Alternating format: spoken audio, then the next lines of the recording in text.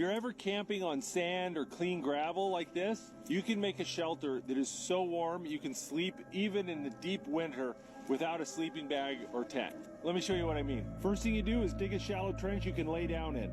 Then collect tons of firewood. Doesn't need to be big chunky stuff. Stuff like this is perfect.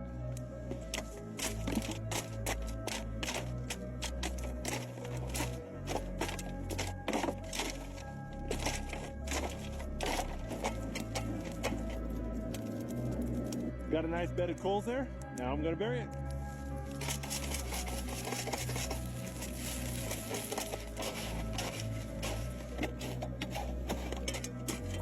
You want to make sure you use dry sand or dry gravel. If it's wet, you'll just turn it into a steam bath and put the coals out. Got steam from the wet gravel coming on up. Oh, that's nice. Oh, this is nice and toasty.